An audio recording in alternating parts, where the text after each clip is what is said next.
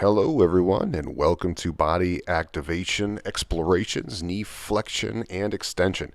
That just basically means bending the knee and straightening it. So from here, you know the process. We're going to journal. First, how do you feel? How is everything feeling today? And be accurate with how you describe it. Really get detailed. How are you moving because of how you feel? Is it great and you're moving great? Awesome. No pain and no cramping is the name of the game. We're going at a controlled pace, 3 seconds to bend, 3 seconds to straighten, between 6 to 12 times. If it's painful, don't do it.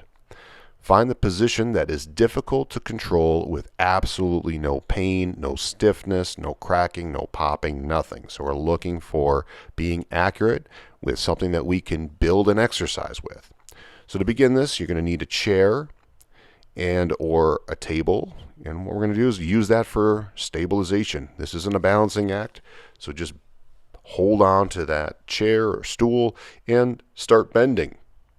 Notice that my thigh is in an upper position, like it's forward just a little bit or up, and then I keep it still, so I'm not moving my thigh back and forth. I'm just bringing that shin back and forth, and I let my foot relax, and it's just along for the ride.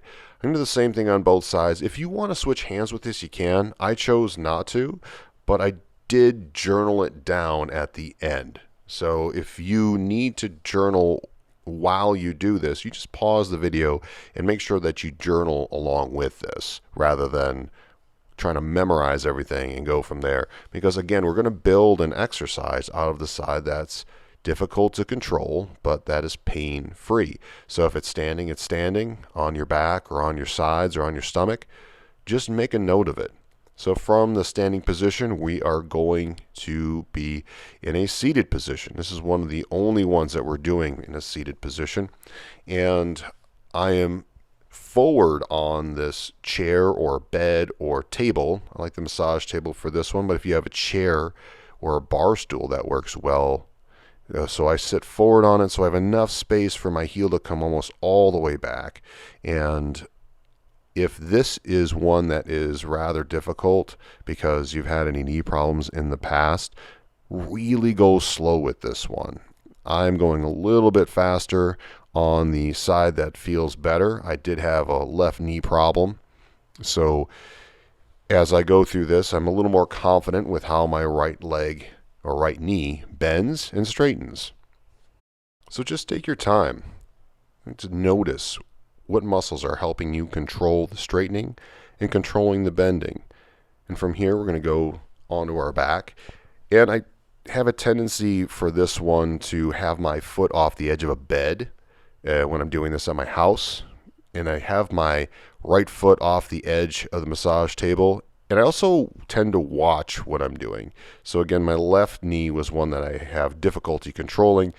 If you have trouble getting the hip up as high or towards the chest as I do, just bring it down a little bit more, because this one's about controlled lowering of the shin and controlled straightening.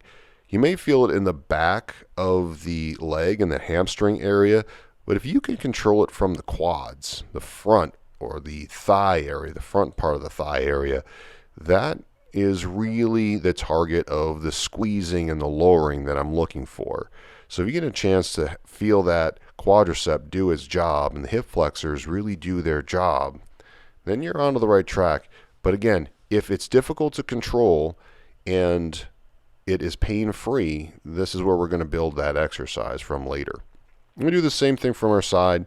I have knee on top of knee, and it's just resting on top of that bottom knee, so the left is going forward and back. My thighs are slightly forward to make sure that there is a relaxed positioning with this. I don't want to feel cramped up. If you've had any knee injuries, sometimes this one can feel a little bit odd to keep in one position because gravity's shoving down on that shin. This bottom one doesn't have a tendency to feel like that because the table is supporting that bottom shin from falling down. So make sure that it's just sliding smoothly on the table. It feels like you're in complete control, and just take note of what's actually happening, what muscles are actually participating when you're going through it. I also support my head with my right arm. Whenever I'm in that side lying position, I like to make sure that my neck feels safe and secure. Now that we're on our stomach, we're going to do the same thing that we did before, where we have our knee bending and straightening, but this time the thigh is supported, and I put my forehead on my arms to let my neck relax.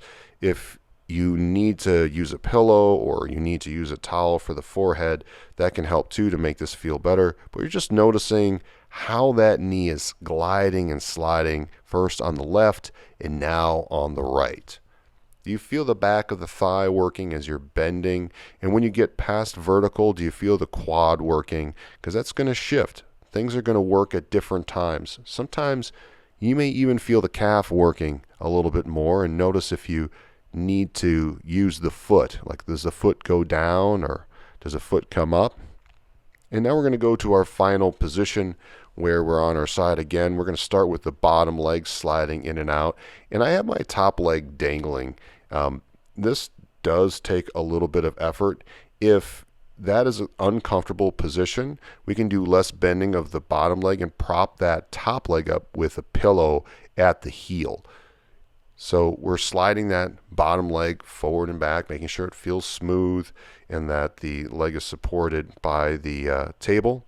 And we're going to try that control for the top leg while it's being supported by the opposite knee as it goes forward and back, nice and smooth. And again, if any of these feel as though it's too choppy, that's exactly what we're looking for, as long as it's pain-free. Now, as we're finishing up here, we're going to be going back through our journaling process.